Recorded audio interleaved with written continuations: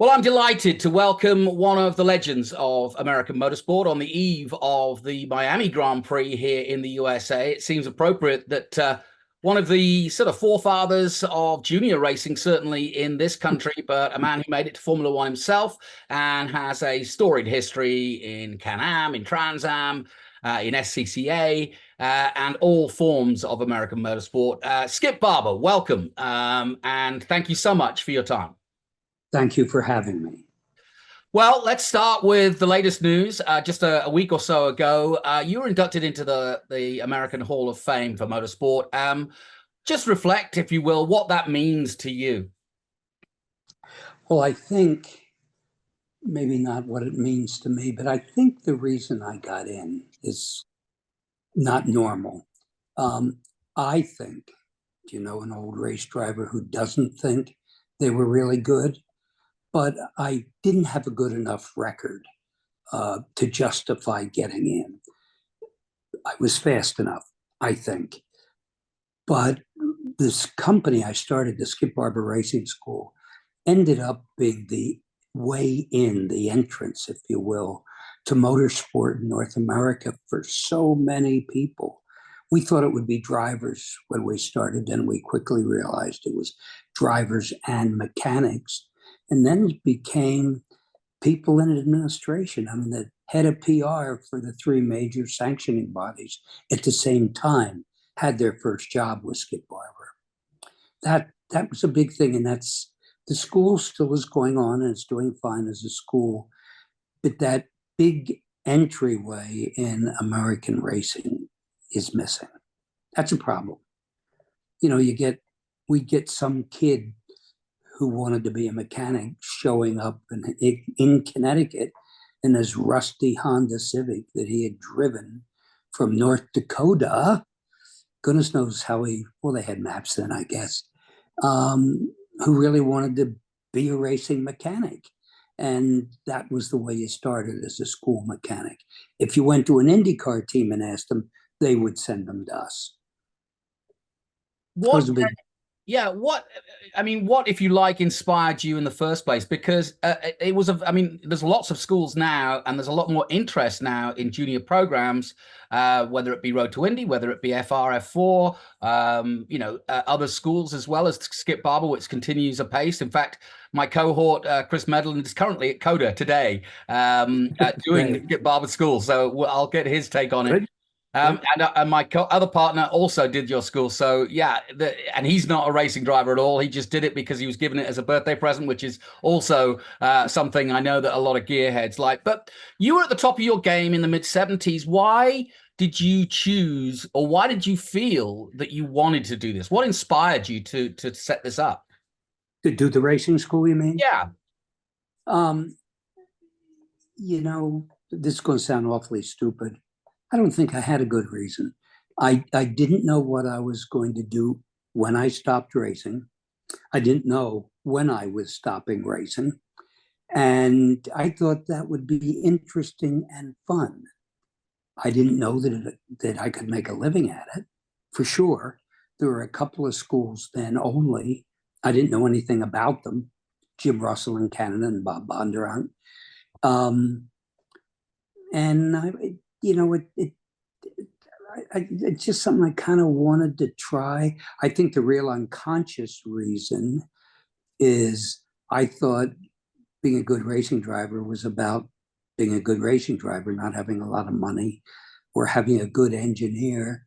And the school really sent you in that direction. You can't have a better car than the next guy. You gotta be better. Anyhow, I discovered after a year it was feasible. I didn't know that going in. Yeah. And I mean, what if you like would be your ethos, your philosophy on somebody coming to your school? What would be the first and foremost, let's say a 16-year-old kid whose father says, right, okay, if you're going to do this, let's do it properly. Let's go to Skip Barber. What would you say is the key when you see a young man or young woman wanting to start out in motor racing? What have they got to learn from the school in order to progress, if that's what they want to do? Well, they need to be smart, and they don't get that from the school. They need to be analytical. They might get that from the school, and they have to really, really want it. That's the biggest thing. And the school doesn't create that. He or she has it when they come.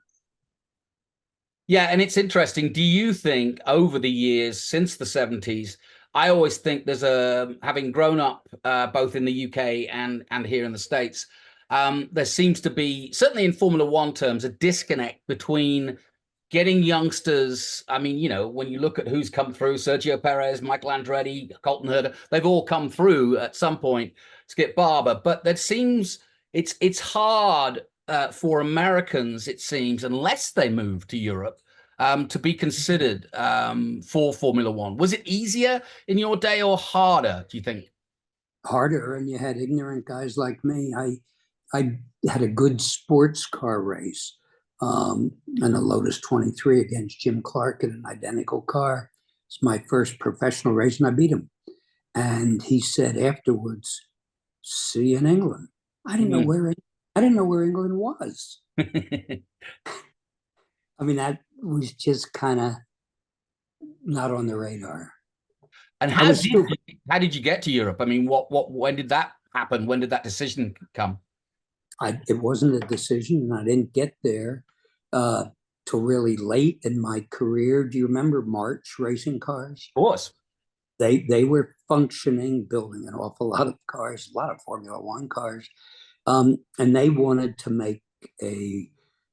be successful in North America, and they were going to start that with a Formula 5000 car, which I was going to drive, and they had made an arrangement with the guy had a little racing business in Philadelphia, and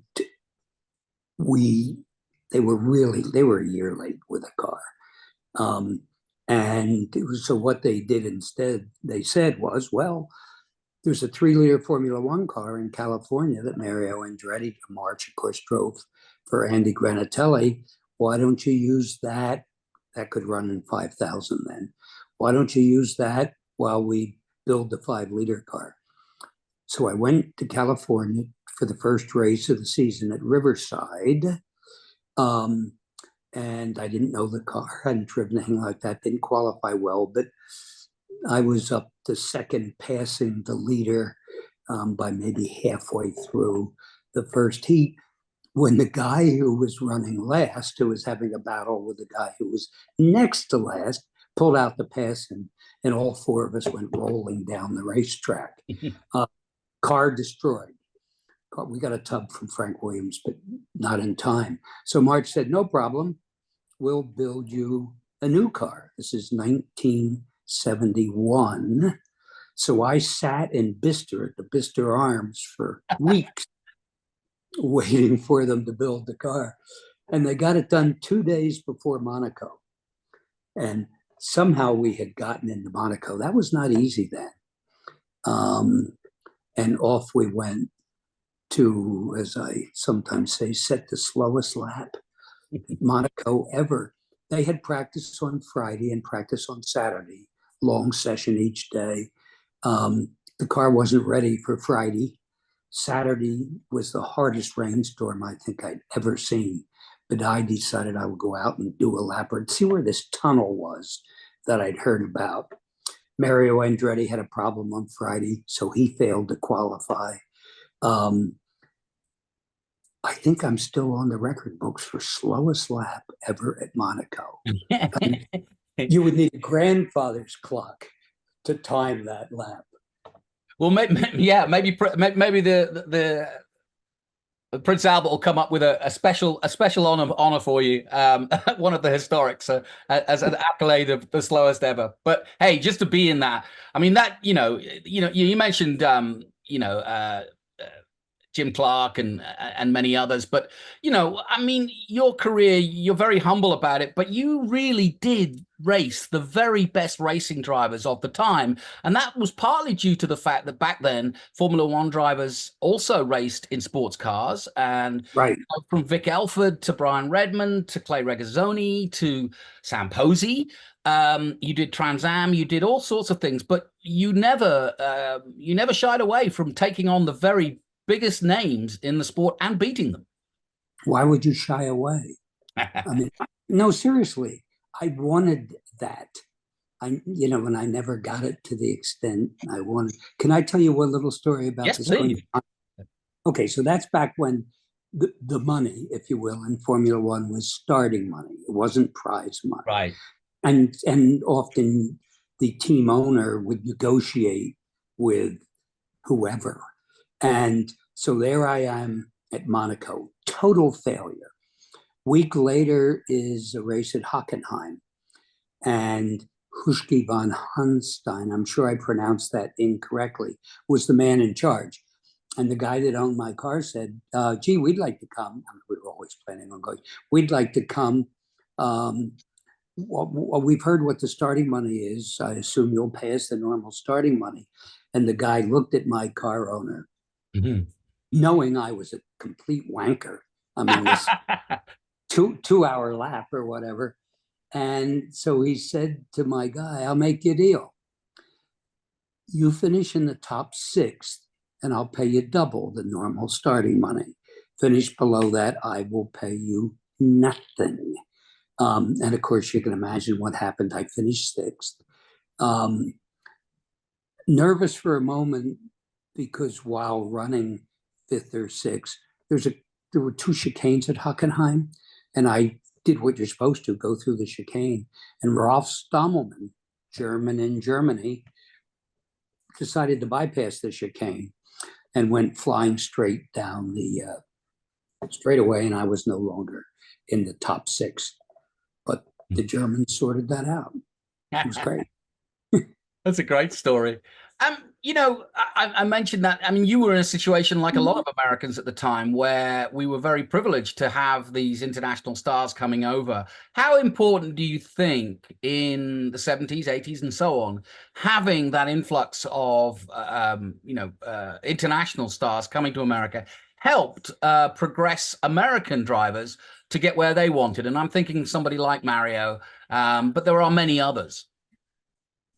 It must have helped. I mean, you have to race against good guys.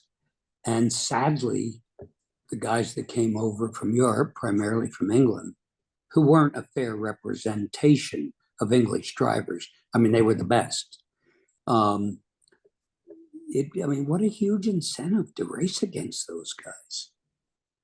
And they love racing here. I think that was the other thing. Can-Am, Trans Am, and Formula 5000 were in their own times. You couldn't replicate that today. No, and particularly it was great in Canada. I mean, the Canadians are real. I mean, they know what they're talking about, the fans. And that was great. And the Englishmen loved that.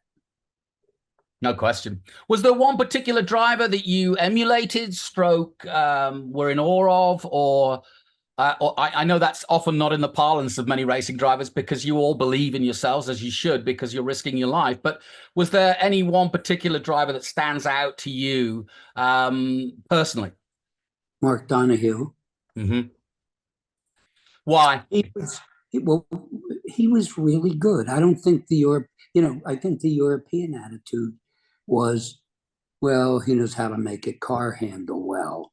And well, Roger Penske has a lot of money. Mark was really good. And I think not appreciated adequately in Britain. And Jim Clark, who was magic. Well, obviously, Lime Rock was, home for you, and you spent many years developing it, and still very much part of it. I know that they're going to honor you in May, and I will be there for that as well, again at Lime Rock, because it's been such a part of you. But I want to pick 2 drivers that kind of sort of made their name and also were in your era of driving, but perhaps aren't as obvious as the big household names. But definitely Sam Posey springs to mind. And the other is Paul Newman, because not a lot of people really know his story, and especially the connection to Lime Rock. What can you speak a little bit about those 2? First off, Sam lives about 3 miles from where I'm sitting now. A really decent person. Newman Newman was, I think, particularly fond of Lime Rock because people left him alone. Yeah. That had nothing to do with racing, but somehow people respected his privacy. So he was just another guy at the racetrack. He liked really fast cars, big motors. He wasn't any good when he started. But he really applied himself. I mean, he was committed uh, and got to be pretty good. Sam was good, but it was one of many things he was good at. He's a talented guy. I don't think I've answered your question. No, I think that's perfectly well put. But there's so many. I mean, what springs to mind is a bit like yourself, what so many Americans did. And I'm thinking of someone like Dan Gurney now, or Jim Hall or whatever. They were also, as well as drivers, they were innovators. They were guys that loved the sport so much they wanted to not give back, they wanted to develop it. And especially Dan Gurney is a good case, or Carroll Shelby. These guys. When you look at the history of motorsport, the American contribution is kind of it's not a footnote, but I think it's so much larger than perhaps the surface shows. You might be right.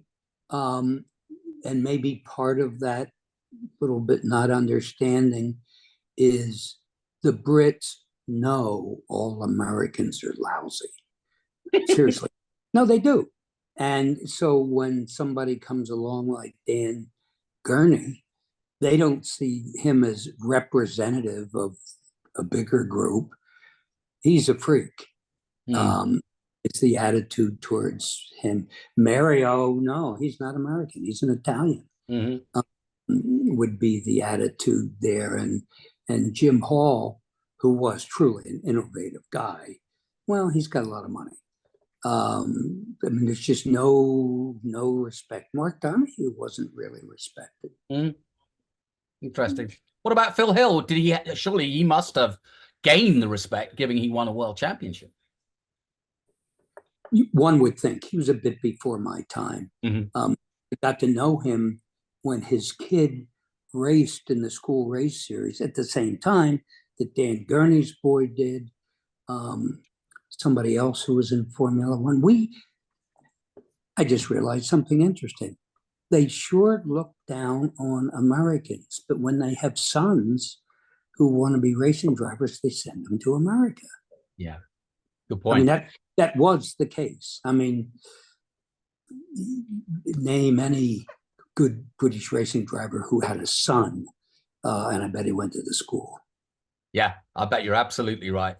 No question about it. And, of late, Boris Said, Jr., Montoya's kid, I mean, it's a who's who, like you say. I think that's, if there is a legacy, and we started by talking about the Hall of Fame and how you got there, I think it is just that, which is when people think of when people who've made it to the very top, like a Jeff Gordon or like a Montoya, they think Skip Barber. Both graduates, of course. Yeah. Seriously. Yeah. But they think Skip Barber. Sorry. Jeff, super successful stock car racer. He really wanted to be a road racer. And he couldn't get a drive, and Rick Hendricks gave him a really good ride, and that was that. Yeah, and now the irony is Carl Larson's going to be doing his single-seater debut, basically in those Hendricks colors at the Indy 500. So I guess what comes around goes around, but it's still going on today. That's funny. Yeah, you're right. Let me ask you about the transition in the last sort of 10 years. Motor racing, especially at the highest level of Formula One, has gone through a massive transition. I don't know how much you keep up to date with current Formula One, but obviously now it's American owned. There's been a huge popularity increase in the United States for lots of different reasons. Everybody talks about Drive to Survive, but that's just one factor. I think the marketing of the sport, the opening up to social media, and Liberty Media's approach compared to perhaps Mr. Eccleston's approach has been so different that it's grown the sport, especially in this country, exponentially. Have you warmed to that, watched that, and been, buoyed by that growth? Yes, yes, and yes. But I wish the racing was a little more competitive. Yeah. That same guy didn't win all the time. Yeah. You What? do hear that, from people that have never been to a Formula One race, but are watching it now on the telly. Yeah, and there really doesn't seem, I don't know if your sage wisdom could tell us, but we don't really know the answer.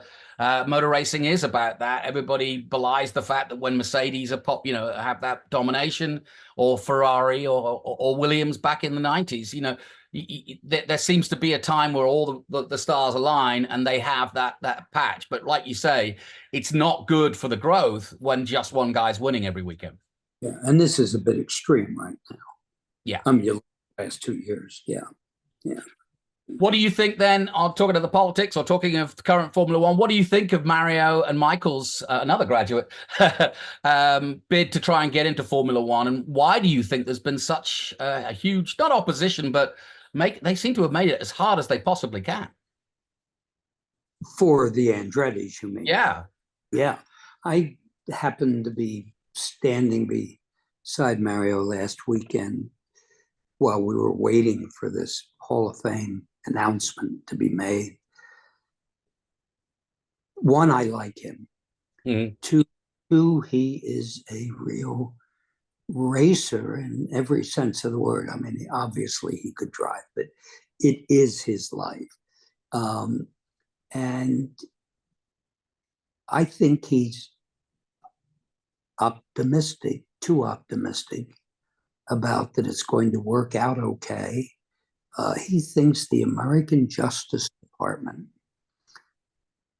which cares about things like that in America, will come to the rescue. And I think that's not realistic. Certainly, the whole thing got off to a bad start when Michael went Formula One racing and didn't stay in England, commuted back to the States. And I mean, there's some real prejudice there against those guys, no question. And you Brits can be difficult and know much more about us, much more than us Americans about motorsports. I'm trying to be a little sarcastic. I get it. Don't worry. And you can say the same thing about the French, and it's hard to be an American in that business, and I think that's a lot of it. I really do. It's not legitimate complaints about the quality of the people involved or the ability of the people involved. Well, putting my American hat on, I think that the Brits and the French and the Italians and literally the FIA stroke Paris that runs the sport itself is going to be hoisted by its own petard if it continues to have that attitude. Because when you look at Williams, American owned, when you look at McLaren, CEO'd by an American, when you look at Haas, an American team, when you look at Andretti coming in, and obviously Liberty Media, the American owners, this is becoming an American-owned and pervade sport. We've got 3 races here in the USA this year alone, and like I said, the popularity has gone through the roof. So maybe the winds may finally change in the next 5 years, or am I dreaming? No, I think you're right. I hope it happens in time, for the Andrettis, but we'll see. Finally, Skip, I just want to ask you a little bit more about the Hall of Fame weekend. Like you say, Mario there. That must have been it's very, very few people that work like you do day in, day out, bring your head up to sit around and appreciate yourself. It's only when somebody else kind of draws your attention and says, we'd like to appreciate you. Was that touching? Was it something where you kind of went, wow, this is bigger than I thought? Yes, but it wasn't the induction. The induction is next March. This was the announcement of who's getting in. So that's a little different. Still nice, but I assume the real induction will be a bigger deal. Well, and in fact, you've got a whole year kind of celebrating it. Starting it with May, we'll be there with Trans Am. But you've got the the All-Star weekend as well, and then another historic event in September. So it's going to be a busy year, but one where I think you can kind of celebrate all of this over the year of 2024. Yeah, and I think, by the way, this All-Star event, that might be really cool. Mm. That might be really neat. I mean, Tony Perella did that, I don't know how many years ago, 10 years ago, 100 years ago at Indianapolis, when these guys were better known, no question. But it was a terrific event. We'll see. I got big hopes. Likewise. Well, Skip, thank you so much for talking to us. It's nice to finally get a chance to learn a little bit about the man that literally was the father of junior racing here in the States. And so we, as a community, thank you for that service, because without it, I think a lot of careers would have gone by the wayside. So, and I think the fact that we are as robust, and it continues with a Colton Herta today and a Graham Rahal and so on. I think that's a testament to what you started back in the 70s. So thank you on behalf of the racing community. Thank you. Thank you.